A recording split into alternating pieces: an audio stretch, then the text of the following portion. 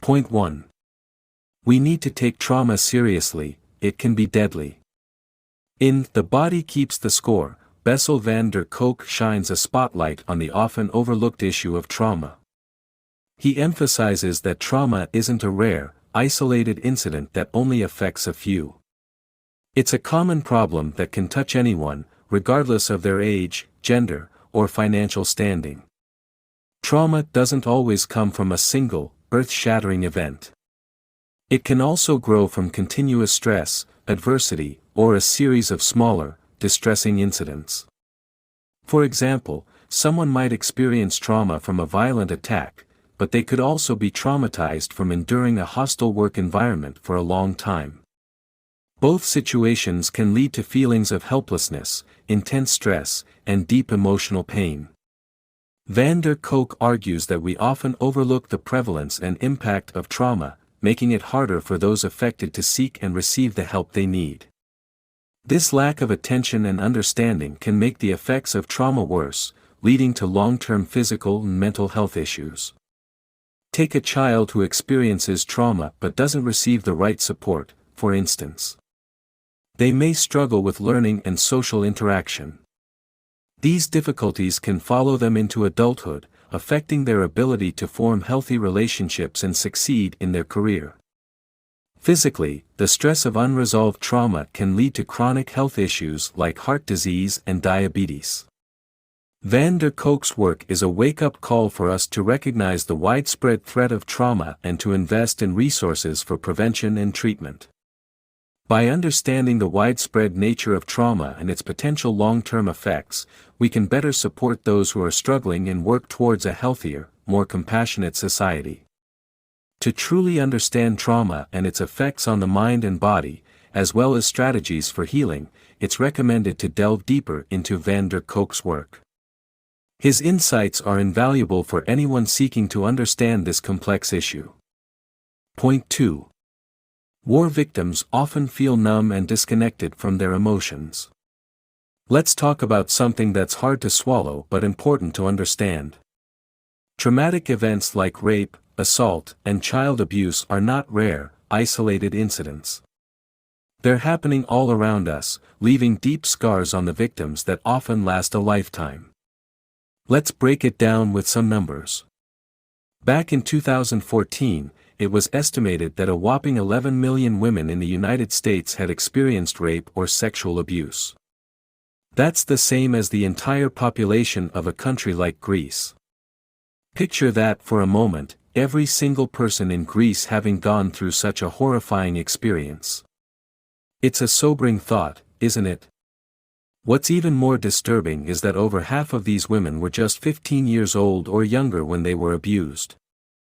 That's over 5.5 million girls who had to endure such trauma during their most formative years, when they were still growing and figuring out who they were.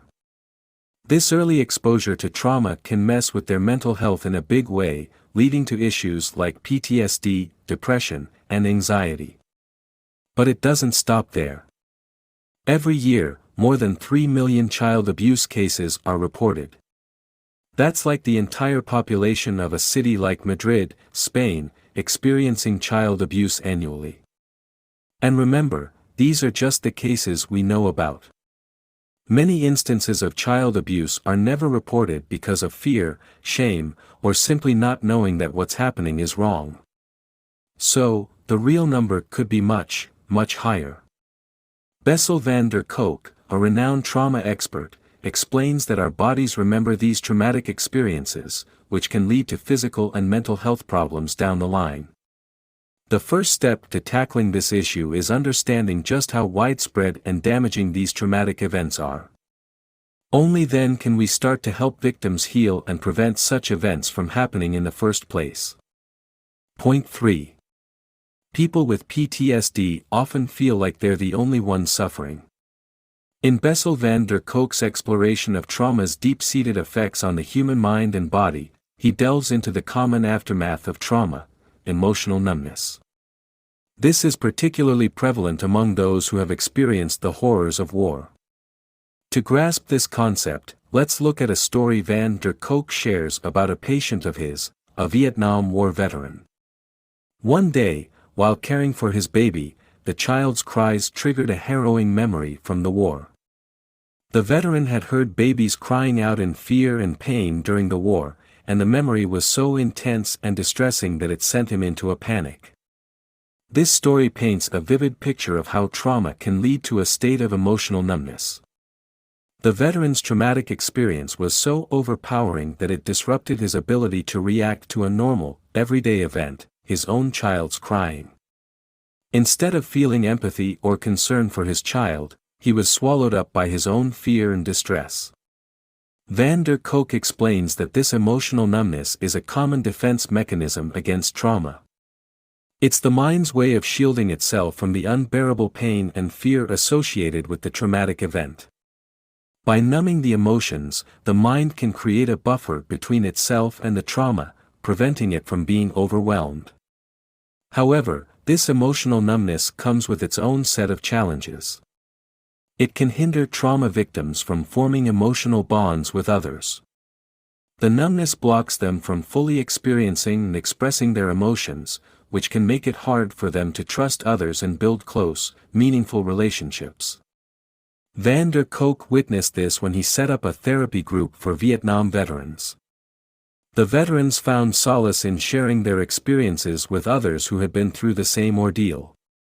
However, they found it hard to connect with people who hadn't experienced the war. This shows how trauma and the resulting emotional numbness can create a divide between trauma victims and others. In a nutshell, Van der Kolk's work underscores the profound impact of trauma on the human mind and body. It reveals that trauma can lead to emotional numbness, which can then make it challenging for victims to form emotional connections with others. This insight is vital for anyone looking to support trauma victims on their journey to healing. Point 4. Some distressed people might get hooked on pain, and false memories can cause panic in PTSD sufferers. In The Body Keeps the Score, Bessel van der Kolk delves into the profound effects of trauma, particularly in relation to post-traumatic stress disorder, PTSD. He highlights that those suffering from PTSD often feel their experience is unique, a concept that can be hard to grasp. Let's simplify it. PTSD is a disorder that comes with intense, disturbing thoughts and feelings linked to a traumatic event. These feelings linger long after the event has passed. They can include flashbacks or nightmares, feelings of sadness, fear, or anger. People with PTSD may feel disconnected from others and may avoid situations or people that remind them of the trauma. Now, why do PTSD sufferers feel their condition is unique? It's likely because trauma is intensely personal. Each person's experience of a traumatic event is different, shaped by their individual perceptions, emotions, and physical responses. This means that PTSD symptoms can vary greatly from person to person, leading many to feel that their experience is one of a kind and hard for others to understand. Let's use a real-life example from the book to illustrate this. Marcia, a 40-year-old teacher, took part in an experiment where she listened to a script that recreated her traumatic experience, a terrible accident that resulted in the death of her young daughter and unborn child. As she listened, her physical responses were monitored. Her blood pressure and heart rate shot up, and certain areas of her brain, like the left hemisphere and the Broca's area, which is responsible for speech production, showed decreased activity. This meant she couldn't speak, a common reaction to extreme stress or trauma. Her stress hormone levels also stayed high for a long time. Marcia's experience shows the deep and varied impact of trauma on the body and mind. Her PTSD, marked by intense physical responses and inability to speak, might be different from someone else's experience of the disorder. This variability, along with the deeply personal nature of trauma, can make those with PTSD feel that their condition is unique to them. In a nutshell, trauma can lead to PTSD, a complex disorder that shows up differently in different people.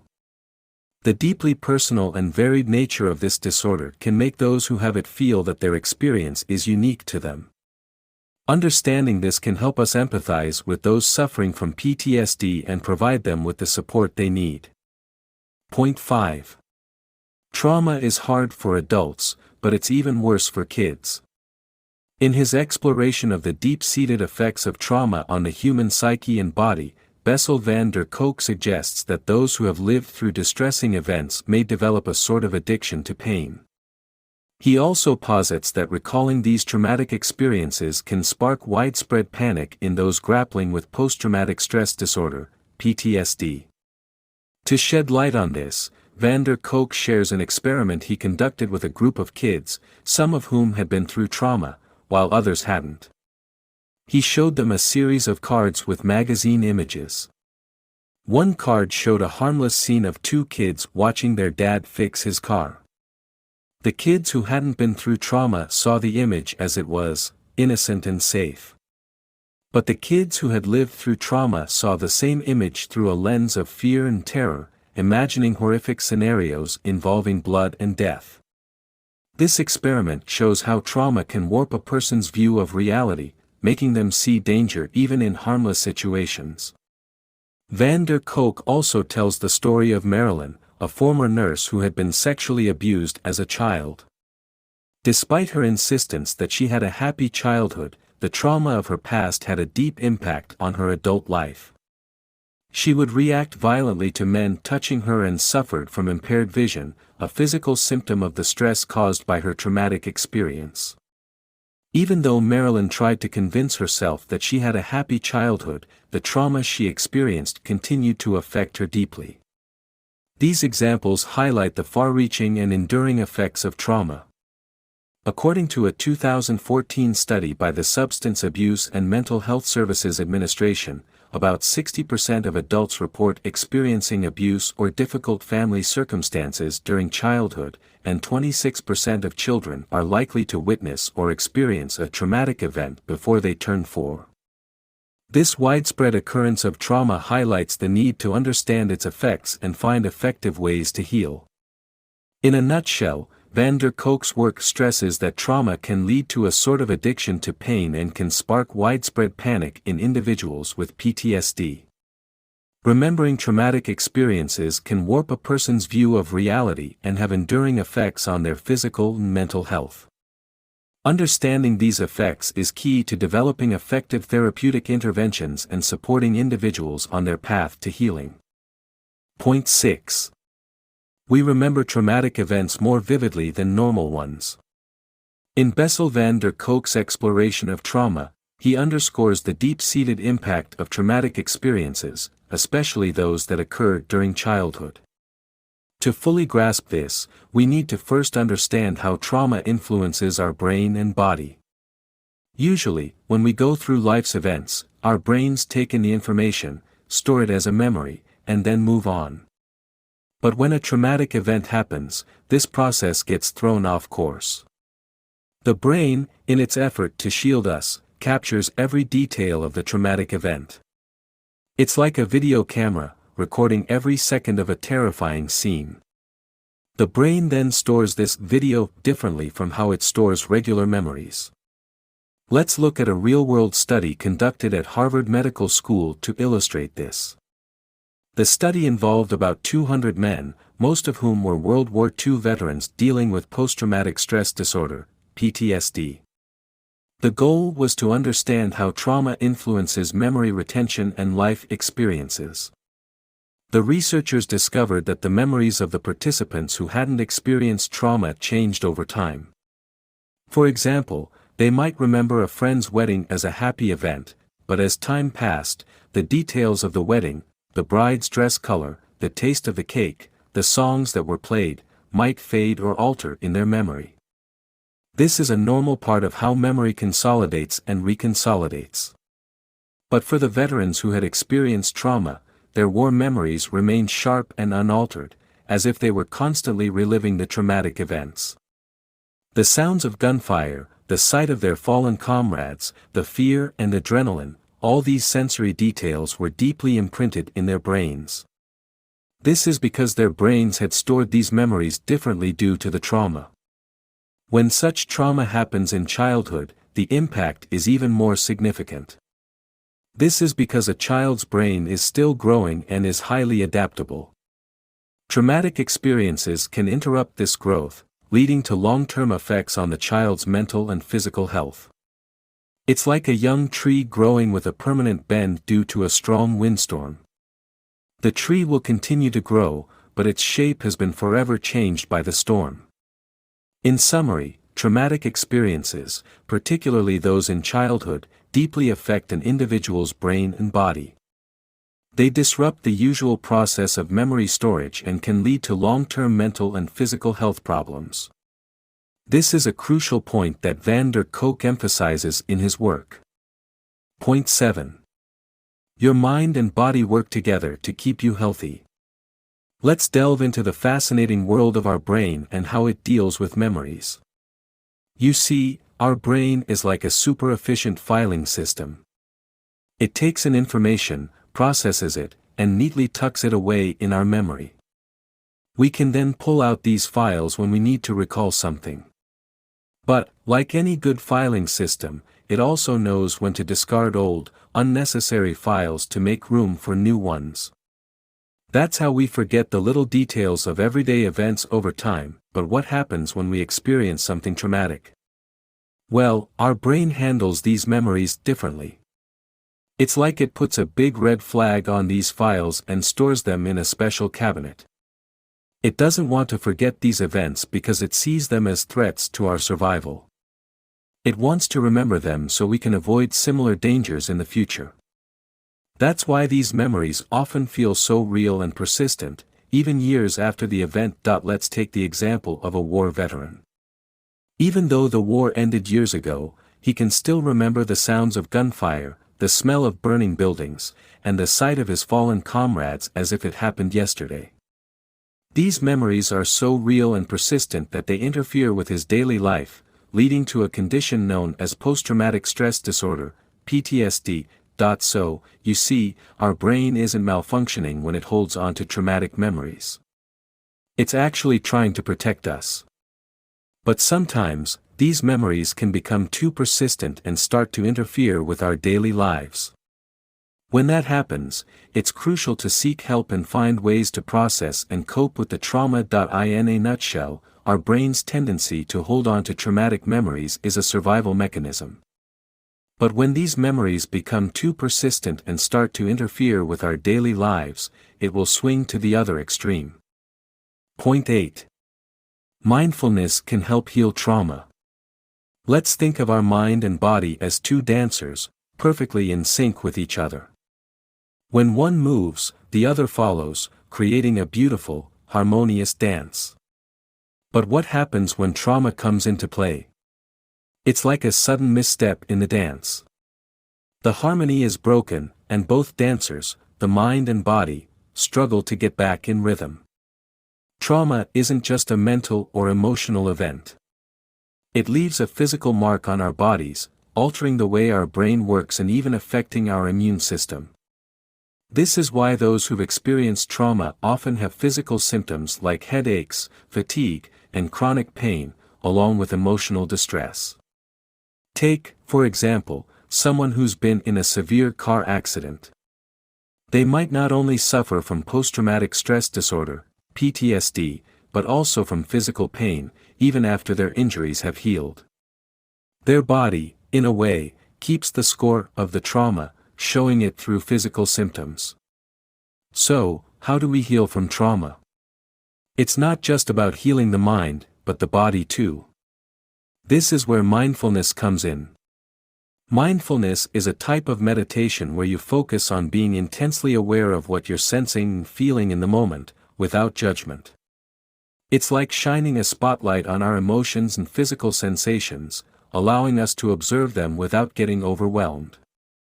By practicing mindfulness, those who've experienced trauma can start to reconnect with their bodies, recognizing and addressing the physical signs of their trauma. They can learn to manage their emotions, reducing symptoms of anxiety and depression. It's like the dancers slowly finding their rhythm again, one step at a time. But healing from trauma isn't a journey you have to take alone.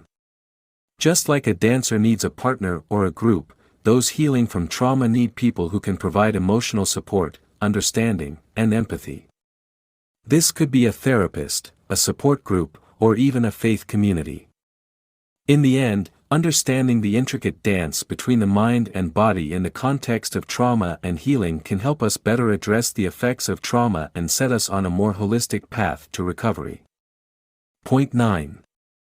Everything in your brain is controlled by electrical signals and connections. In The Body Keeps the Score, Bessel van der Kolk underscores the importance of mindfulness in healing trauma. But what exactly is mindfulness? It's a state of being fully present, of paying active, open attention to the here and now. It's about experiencing the current moment, rather than getting lost in past memories or future worries. Trauma, however, can throw a wrench in this process. It can mess with the brain's normal functioning, particularly the alpha waves, which are responsible for a calm and relaxed state of mind. When these waves are disrupted, it can lead to a state of constant stress or anxiety, making it hard for the person to relax. A study at the University of Adelaide in Australia provides a good example of this. The researchers studied a group of war veterans who had served in Iraq or Afghanistan. They found that the longer these soldiers had been in the war zone, the fewer alpha waves their brains produced. This led to a state of constant unrest and tension. To help with this, the researchers used neurofeedback, a type of biofeedback that uses real-time displays of brain activity to teach self-regulation of brain function. This requires a lot of focus and commitment from the patient. They're shown a brain scan that shows their brainwaves, and the operator explains why their brainwaves are in their current state and how they can work to relax and increase their alpha waves. Let's look at a real-life example of this process. Kendra Lisa, a 27-year-old woman, experienced severe trauma in her childhood. Her father abandoned her when she was 3, and her mother regularly abused her. This led her to run away from home multiple times and even sleep on the streets. This early exposure to cruelty made Lisa violent towards herself and others, leading to social isolation. After several neurofeedback sessions, Lisa was able to regulate her emotions and live a healthier life. She learned to relax and increase her alpha waves, leading to a calmer and more peaceful state of mind. This shows how mindfulness, through the practice of neurofeedback, can be an effective way to heal trauma. In conclusion, mindfulness is a powerful tool in healing trauma. By focusing on the present and learning to regulate brain function, people can overcome the effects of trauma and lead healthier, more peaceful lives. Point 10. Conclusion. Trauma is not just a mental or emotional experience, it leaves a physical imprint on the body, affecting our health and well-being. The body keeps a score of every traumatic experience, and it's through understanding this connection that we can begin the healing process. Healing from trauma is not about forgetting or erasing the past, but about learning to live with it in a healthier way. It involves recognizing the signs of trauma in our bodies, understanding the impact on our minds, and taking steps to address these issues. Various therapeutic approaches, such as yoga, mindfulness, and EMDR, can help us reconnect with our bodies, rewire our brains, and ultimately, transform our trauma. These methods can help us move from a state of constant fear and tension to one of safety and control. Remember, healing is not a linear process, and it's okay to have setbacks. The key is to keep moving forward, even if it's one small step at a time. In the end, it's not just about surviving trauma, but about thriving in spite of it. It's about reclaiming your life and finding joy, connection, and resilience once again.